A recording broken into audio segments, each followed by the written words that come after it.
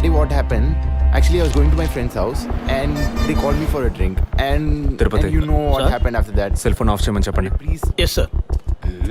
కుర్ర కొంకది ఇచ్చే కాకపోతే సెల్ ఫోన్ try పిచ్చి. to understand. అబ్బాయ్ వాట్ ఫోన్ కొంచెం కట్ చేస్తావా? వై? ఇది పెట్రోల్ బంక్ కదా, మాట్లాడుతున్నప్పుడు ఢామ్ అనుకో మనం ఎగిరిపోతాం కదా. No problem, it's my privacy. Privacy. వీడు రొమాంటిక్ మూడ్ చూస్తుంటే పెట్రోల్ బంక్ రే ఫెయిల్ చేసేలా ఉన్నాడు. I'm Right. పోయిన బుధవారం ఈవినింగ్ 5 PM 4,422 రూపాయలకి 72.5 లీటర్స్ పెట్రోల్ ఎవరో పోయించుకున్నారు. గుర్తుంచుకోవడం కొంచెం కష్టమే, కానీ ఏ బండో ఎవరు పోయించుకున్నారో ఎవరైనా గుర్తుకు తెచ్చుకొని చెప్పండి. సార్ ఎన్నన్నారు? 72.5 లీటర్స్. సార్ కరెక్ట్గా 72.5 లీటర్స్ పోయించుకోరు సార్. కావాలంటే ట్యాంక్ ఫుల్ చేయించుకుంటారు. 60 to 80 లీటర్స్ అయితే స్కార్పియో, ఫార్చునర్ అలాంటి బళ్ళు ఉంటాయి సార్. ఆడి A6కి ఎంత పడుతుంది?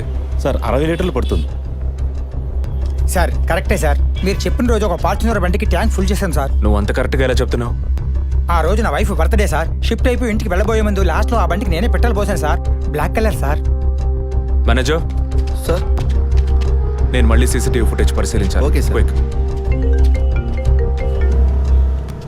చెప్పు. ఎక్కడున్నారు? జెసికా కేసు విషయంగా ఎంక్వైరీకి వచ్చాను. ఇంకా ఇక్కడే ఉంటే లేట్ అవుతుంది. నేను బయలుదేరి థియేటర్కి వచ్చేనా? ఇక్కడ రొమాన్స్ మూడేనా? ఓ సారీ. నేను మీకు సెకండ్ వైఫ్ లా అనిపిస్తుంది. ఏం నువ్వు అనేది? అఫీషియల్ వర్క్ కదా, అందుకే వర్కే మీకు ఫస్ట్ వైఫ్ అని అక్కడే ఉన్నారు. అయ్యో, ఏమైంది? గుడ్డల పైన ఆరేసి థియేటర్ మర్చిపోయాను. ఓకే, మళ్ళీ కాల్ చేస్తాను. బాయ్. Ready sir. ఏంటి సార్, రెడీయా? చూస్తున్నాను సార్. సార్ మీరు చెప్పిన టైం నుంచి ఫాలో అవుతున్నాను సార్. యా, కెమెరా 2 మాత్రం మ్యాక్సిమైజ్ చేయండి.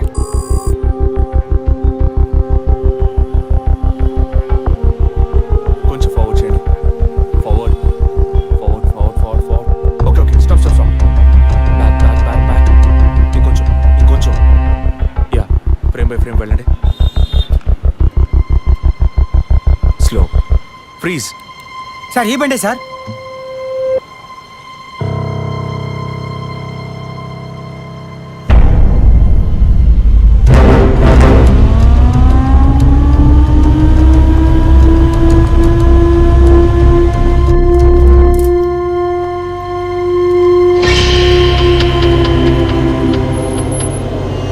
డ్రైవింగ్ సైడ్ జూమ్ చేయండి.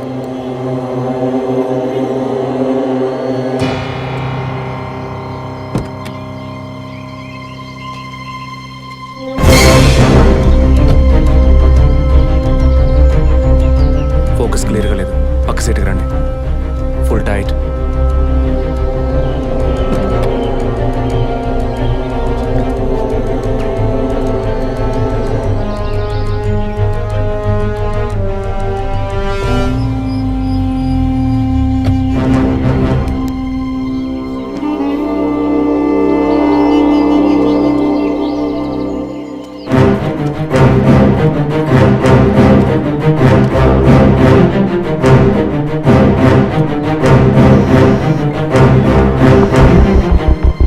గీత, నేనే నీకు కాల్ చేద్దాం అనుకున్నాను. ఏంటి చెప్పు. ఆ రోజు ఒకటి చర్చ్ దగ్గర కార్లో చూసానని చెప్పానే. అవును. వాడు నన్ను వెతుకుంటూ ఇంటికే వచ్చాడు. ఏంటి అనేది? అదే కారు. వాడు మాత్రమే కాదు, ఆ రోజు చైన్ పట్టుకు లాగాడి వాడు కూడా ఉన్నాడు. మిగతా ఇద్దరు కూడా ఉన్నారు. నువ్వెక్కడున్నావు? ఇంట్లోనే ఉన్నాను. నేను చెప్పేది విను. ముందు మెయిన్ డోర్ని లాక్ చేయి. ఎందుకు? నేను చెప్పింది మాత్రమే చేయి. ముందు నువ్వు వెళ్ళి మెయిన్ డోర్ని లాక్ చేయి. Tirupati, sir I need a bike. Already ready చేసి ఉంచారు సార్. రైట్, వాడిని సీజ్ చేయరా. మిగిలిన అన్ని doors మూసేయ్.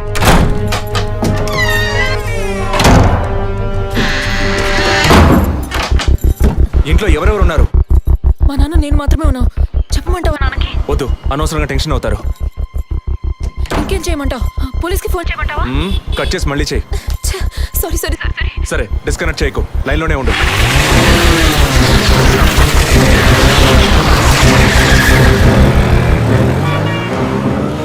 Don't talk about that. I really don't like it. ఓరిన డాంకీ ఎగ్గు ఇలాంటోడే లేచిపోయిన పెళ్ళని తిరిగి వస్తుందని ఫ్లవర్ బెడ్ మీద పడుకున్నట్ట. Geetha, can you hear me? వెంటనే ఇంట్లో ఉన్న ఏసీ, ఫ్రిడ్జ్, ఫ్యాన్ అన్ని ఆఫ్ చేయి.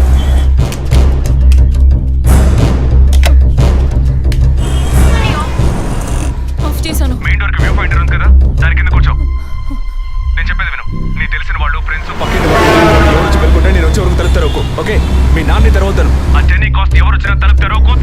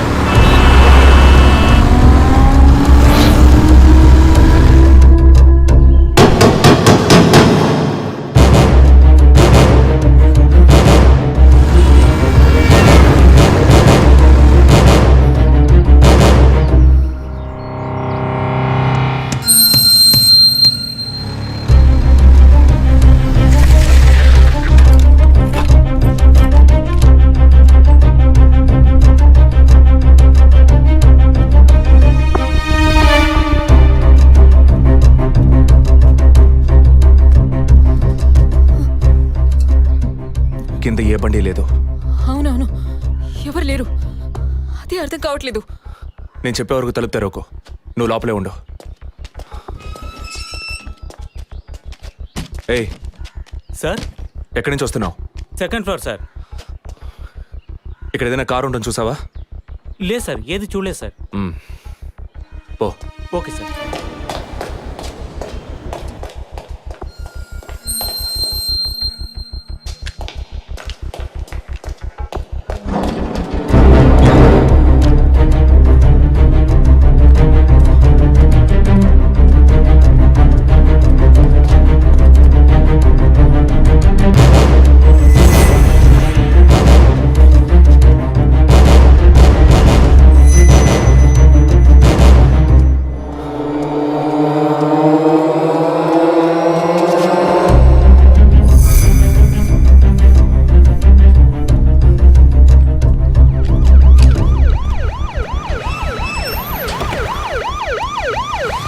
సార్, ఈ సరౌండింగ్లో ఉన్న అన్ని సిగ్నల్స్లో ఆ బండిని ట్రేస్ చేయమని చెప్పాను సార్.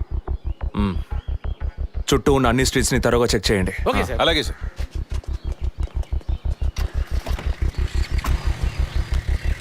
ఏయ్, నిజంగానే వాళ్ళు వచ్చారా లేక నన్ను రప్పించడానికి నువ్వు వేసిన ప్లానా?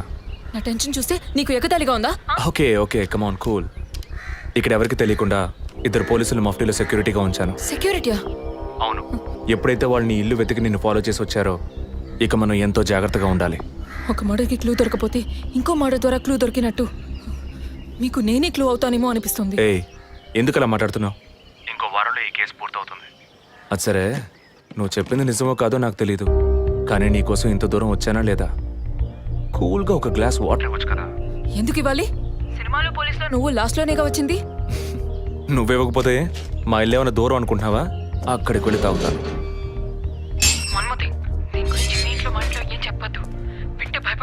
హే, ముఖ్యంగా ఇది నాకు అఫీషియల్. ఒక పోలీస్ ఆఫీసర్గా ఎవరికి ఏది చెప్పాలో ఏది చెప్పకూడదో నాకు తెలుసు. Okay, you take care. I'll call back. Okay, bye.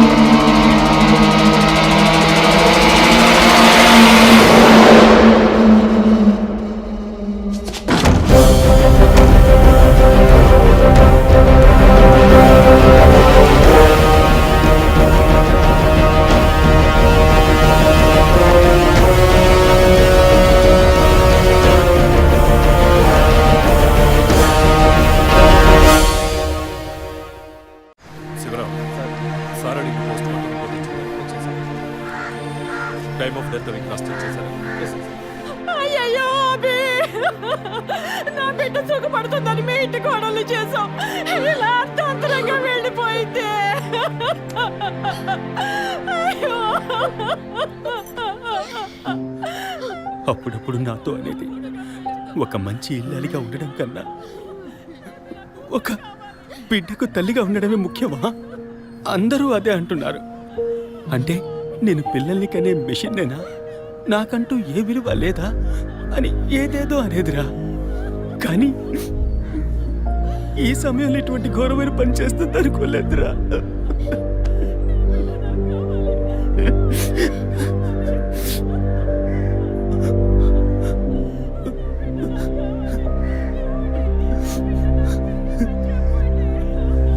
PM report ప్రకారం ఉరేసుకున్నందువల్ల గొంతు భాగంలో తాడు బిగుసుకుపోయి గాయమైంది సార్. ఇంటర్నల్గా శ్వాసనాళాలు బిగుసుకుపోయి ఊపిరాడుండదు సార్. మీరు సందేహపడినట్టు ఎవరు వచ్చిపోయిన ఆనవాళ్ళు ఏవీ లేవు సార్. అమ్మ అన్నగారుల స్టేట్మెంట్ ప్రకారం డబ్బు కానీ నగలు కానీ ఏవి పోలేదు సార్. ప్రస్తుతానికి ది మోడ్ ఆఫ్ డెత్ సూసైడే సార్. బట్ కారణం ఏమిటి అన్నది మాత్రం మీ అన్నయ్య గారిని ఎంక్వైరీ చేయాలి సార్. ఇప్పుడు నిన్నేమడిగామని ఒక వంశాంకురాన్నే కదా అడిగాం.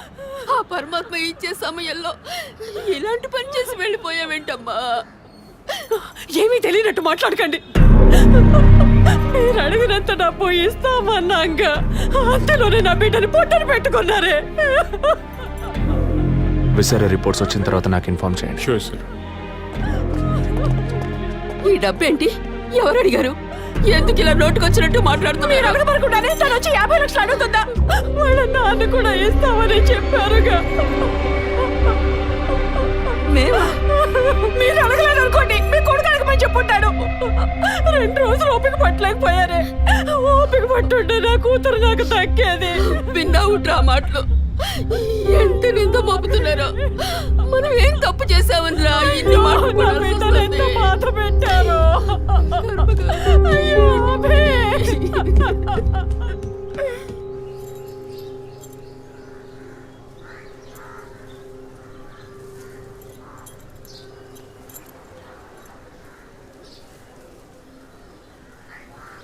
విజయ్, నీ దృష్టిలో మీ అన్న వదిన గొప్ప అయితే కావచ్చు, కానీ నాకు అలా అనిపించలేదు. ఏమనుకుంటున్నావో క్లియర్గా చెప్పు. మీ ఇంట్లో తీసిన ఫ్యామిలీ గ్రూప్ సెల్ఫీని ఫేస్బుక్లో పెట్టానన్నాను కదా, అది చూసి నా ఫ్రెండ్ రేఖ ఎప్పట్లా నాకు ఫోన్ చేసింది. మీ వదిన ప్రెగ్నెంట్గా ఉందని చెప్పినప్పుడు తను మీ అన్నయ్య గురించి నాతో ఓ మాట అంది. ఏమంది? తను ఒక డాక్టర్. ఓ 6 మంత్స్కి ముందు తను వర్క్ చేసే ఫర్టిలిటీ హాస్పిటల్కి మీ అన్నయ్య మాత్రం ఒంటరిగా వచ్చారట. పరీక్ష చేశాక పిల్లలు పుట్టే అవకాశం మాత్రం 10% కూడా లేదని చెప్పింది. ఏ ట్రీట్మెంట్ వల్ల ప్రయోజనం ఉండదంది. ఈ పరిస్థితిలో మీ వదిన ప్రెగ్నెంట్ ఎలా అయిందని నన్ను అడిగింది. తనన్నది అలా ఉంచు. నువ్వేమనుకుంటున్నావు?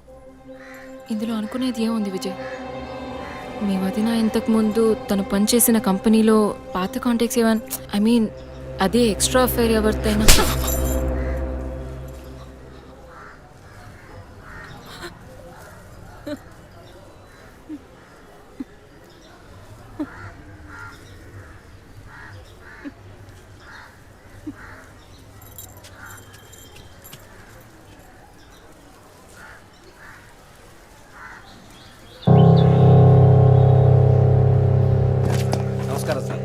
నమస్కారం sir. Good morning sir. Sir అడిగిన ఫైల్స్ అన్ని రెడీగా ఉన్నాయా?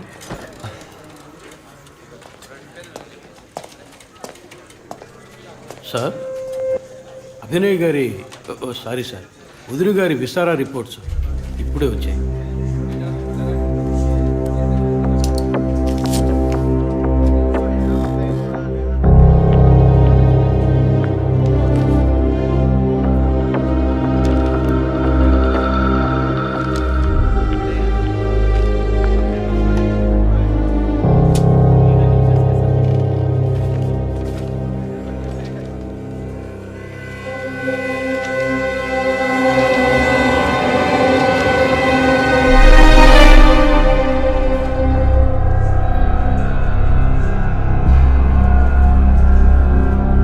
తిరుపతి, సార్, జెసికా ఆటాప్సీ రిపోర్ట్స్ తీసుకురండి.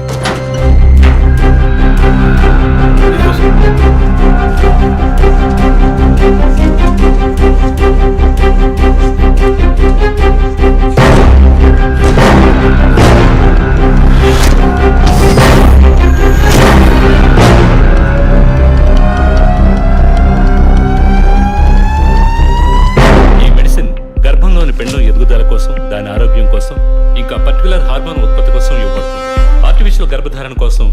ఫర్టిలిటీ డ్రగ్గా కూడా దీన్ని యూజ్ చేస్తారు. ఆర్టిఫిషియల్ గర్భధారణ అంటే ఈ టెస్ట్ ట్యూబ్ బేబీ వంటిదా? నో ఖచ్చితంగా అదే అయి ఉంటుందని చెప్పలేము. లైక్ ఐవీఎఫ్, ఐసీఐ అని ఎన్నో ఫ్రోజన్ మెథడ్స్ ఉన్నాయి. ఈ 2 కేసులు ఊహించిన డెత్ అవ్వడం వల్ల ఇక్కడ ఇంకో విషయం కూడా చెప్పాలి. ఏంటి డాక్టర్? మన మంత్రి విద్యాధరరావు గారి కోడలు పద్మావతి సూసైడ్ చేసుకున్న కేసు మీకు గుర్తుంది కదా? అన్నానగర్ వెస్ట్. ఎగ్జాక్ట్లీ. ఆ అమ్మాయి ఒంట్లో కూడా ఇదే మెడిసిన్ ఉన్నట్టు కనుక్కోవడం జరిగింది. పొలిటికల్ స్టేటస్ వల్ల పేపర్లో కూడా పెద్దగా రాలేదు. You would have notice. Yes doctor, but ముగ్గురు చనిపోయారు. దీనిలో ఎక్కడ ప్రాబ్లం ఉందనుకుంటున్నారు? ఎక్కడో తప్పు జరిగింది అనేది కన్ఫర్మ్ అయింది. ఆ మరణించిన వాళ్ళ భర్తలను గనక అడిగితే ఏదైనా క్లూ దొరకచ్చు.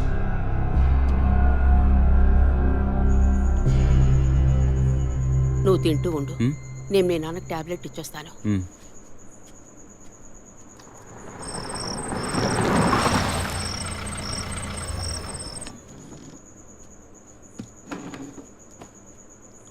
రారా, నువ్వు లేటా? వదిన కేసు విషయం మాట్లాడి రావడం వల్ల కొంచెం లేట్ అయింది.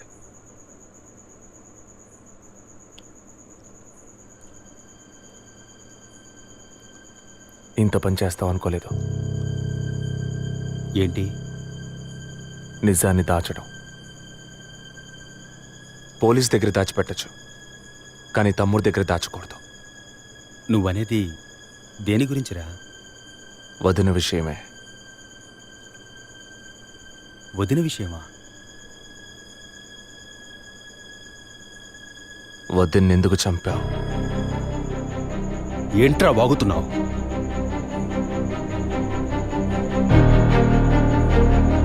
నిజంగా వదిన కడుపులో ఉన్నది నీ బిడ్డేనా? ఏం కూర్చావరా? మీ వదిన గురించి ఎంత మాట అన్నావురా? చేతిరా, నిజం చెప్పరా. పోలీసు అని ఏమైనా మాట్లాడతావా? నిజాన్ని నువ్వెందుకు దాచావు? దాచడం తప్పని నీకు తెలీదా?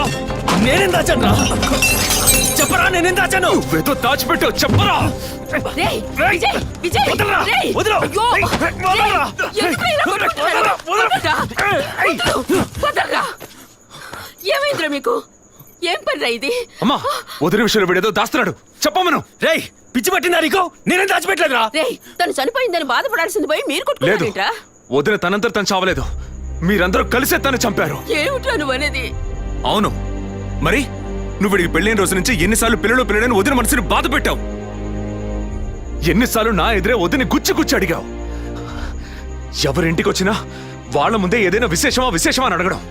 ఎవరింటికైనా పోతే ఏం విశేషం లేదు అంటాం. ఎవరో ఒక డాక్టర్, ఏదో ఒక హాస్పిటల్, నీకు కావాల్సిందల్లా ఎలాగైనా వదినకు ఒక బిడ్డ పుట్టాలి, అంతేగా? అదేగా నీకు కావాల్సిందే. ఎన్నిసార్లు వదిన అడుగుంటావు? ఒక్కసారైనా నీ కొడుకుని అడిగావా?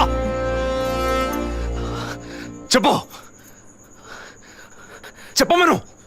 నిజమేరా, నేనే తప్పు చేశాను.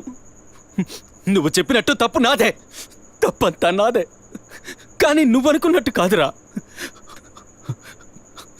నీకు బాగా తెలుసు ఎన్ని హాస్పిటల్స్, ఎంతమంది డాక్టర్లు, ఎన్ని గుళ్ళ చుట్టూ నేను మీ వదిన తిరిగాం. చివరికి ఒక నమ్మకమైన హాస్పిటల్లో అపాయింట్మెంట్ దొరికింది.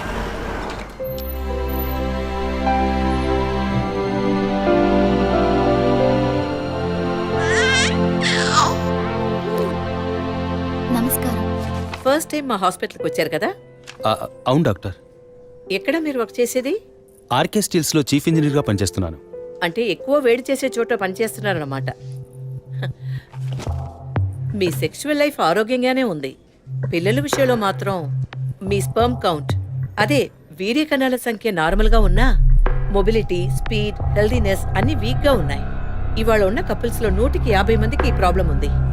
కారణం వాళ్ళు వర్క్ చేసే చోటు, మెంటల్ స్ట్రెస్, తినే భోజనం అన్నిటి వల్ల.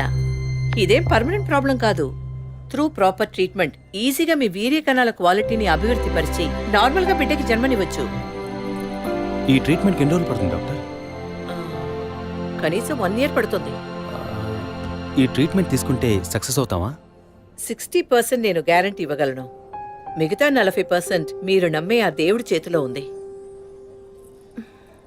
ఒకవేళ ఎక్కువ లేట్ అవుతుందని మీరు ఫీల్ అయితే ఇంకో మెథడ్ ఉంది. ఏం మెథడ్ డాక్టర్? Artificial insemination. అంటే మీరనేది? దట్ సెక్షువల్ లైఫ్ ద్వారా సాధ్యంగాని విషయాన్ని కృత్రిమ విధానంలో ఇంజెక్షన్ ద్వారా మీ వీర్యకరాలను మీ వైఫ్ అండంలోకి పంపిస్తే చాలు 100% గర్భవతి అయ్యే అవకాశం ఉంది.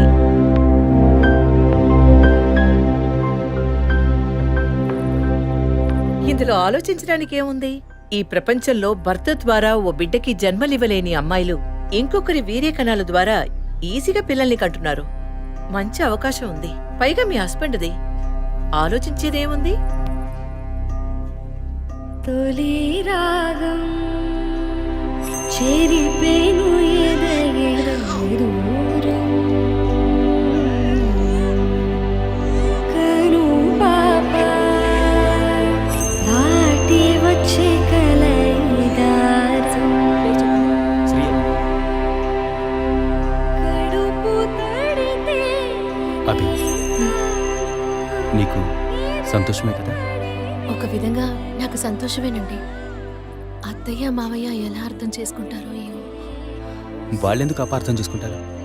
వాళ్ళతో నేను మాట్లాడతాను. వద్దండి, ఈ విషయం ఎవరికీ చెప్పొద్దు. అత్తయ్య మావయ్యలు కూడా చెప్పొద్దు. విజయ్కి కూడా తెలియకూడదు, ప్లీజ్. Okay, don't worry. నేనెవ్వరికీ చెప్పను. 2 నెలల ప్రాపర్ ఫాలో అప్ తర్వాత ట్రీట్మెంట్ తీసుకున్నాం. మేము ఇన్నేళ్ళు వెయిట్ చేసినందుకు ఒక అర్థం పరమార్థం దక్కిందనుకున్నాం. అప్పుడు మేమెంత ఆనందించామో నీకు తెలుసు. కానీ నువ్వు చెప్తున్నట్లు అత్తయ్య మావయ్యని 50 లక్షలు నేను అడగలేదు. అంత పెద్ద అమౌంట్ని హాస్పిటల్ వాళ్ళు అడగలేదు. మేడం, ఒకే ఒక సెల్ఫీ మేడం, ప్లీజ్.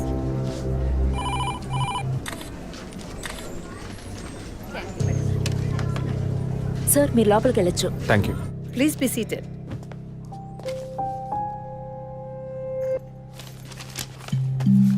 చనిపోయిన అభినయకి బ్రదర్లా అన్నారు.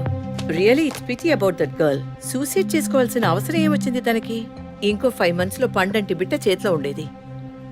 ఆర్టిఫిషియల్ ఇన్సెమినేషన్ మూలంగా పిల్లల్ని కనడం నిజంగా సేఫ్ అంటారా డాక్టర్? అంత మాట అన్నారేంటి? ఇక్కడ రిస్క్ అనే మాటకి చోట్లేదు. మీ వదిన చనిపోయిందని మీరు ఇలా మాట్లాడడం చైల్డిష్ గా ఉంది. మా వదిన మాత్రమే కాదు, ఆర్టిఫిషియల్ ఇన్సెమినేషన్ చేసుకున్న ఇంకో 3 చనిపోయారు. ఇది చైల్డిష్గా ఉంది కదా? ఎక్స్క్యూజ్ మీ, మీ వదిన గురించి అడిగారు, చెప్పాను.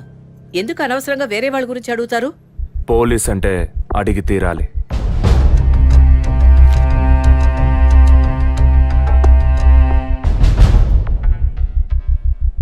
ఐఎమ్ సారీ, నేను ఇక్కడ క్యాజువల్గా అడిగిపోదామని వచ్చాను. కానీ మీ మాటలు విన్నాక ఇప్పుడు ఇది ఎంక్వైరీగా మారింది. మా అన్నయ్యకి పిల్లలు పుట్టే అవకాశం లేదని వేరే హాస్పిటల్లో రిపోర్ట్స్ ఇచ్చారు. దీని గురించి మీరేమంటారు? సింపుల్.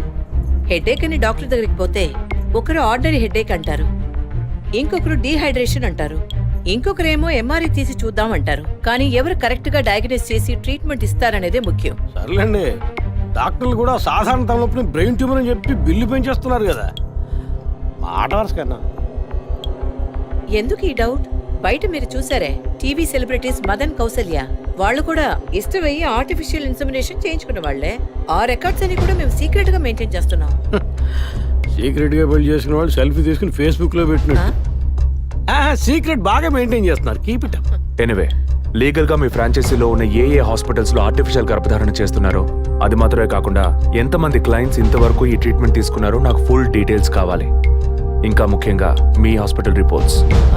అవి ఇండియన్ మెడికల్ అసోసియేషన్ లో దొరుకుతాయి. But you need legal permission for that. అంత త్వరగా మీకు అందవు. మీ హస్బెండ్ ఈ హాస్పిటల్లో డీన్ మాత్రమే కాదు, మీరన్న అదే IMAలో one of the board member కూడా. సో మీకు వీలవుతుంది. Manual and all the system reports ఒక్కడి కూడా మిస్ అవ్వకూడదు. షూర్, 2 days లో వచ్చి తీసుకోండి. సారీ మ్యామ్, ఇంకో 2 hours లో కావాలి. ఓకే, నేను డిపార్ట్మెంట్కి ఇన్స్ట్రక్షన్స్ ఇస్తాను.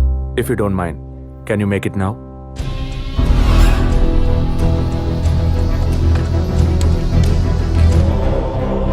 మన హాస్పిటల్లో ఏ ట్రీట్మెంట్ చేయించుకున్న all patients full details send me immediately. Thank you doctor. ఫర్దర్గా ఎప్పుడు ఏ డీటెయిల్స్ కావాల్సి వచ్చినా మిమ్మల్ని కాంటాక్ట్ చేస్తాను. షూర్.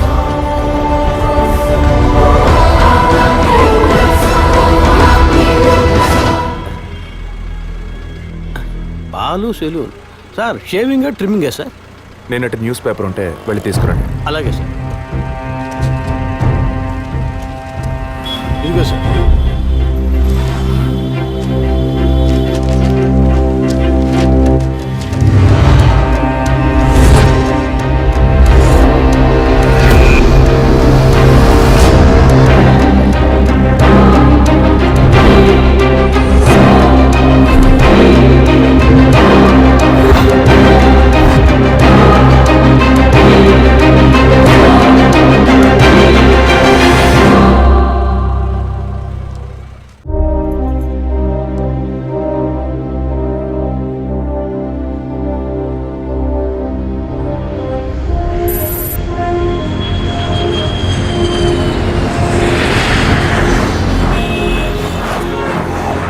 సార్, వరుణ్ హాస్పిటల్లో ఆర్టిఫిషియల్ ఇన్సిమినేషన్ ద్వారా గర్భవతులైన అందరినీ విచారించారు సార్.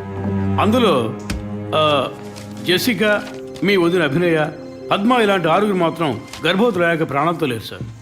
ఈ 6 నేచురల్ డెత్ కాదు సార్. ఏ కారణం వల్ల చనిపోయారో వాళ్ళ ఫ్యామిలీస్ కూడా తెలియదు సార్. తప్పు ఎక్కడుందో ఎలా జరిగిందో కనుక్కోలేకపోతున్నాం సార్. హాస్పిటల్లోమా లేక కోయిన్సిడెన్సా? ఒకవేళ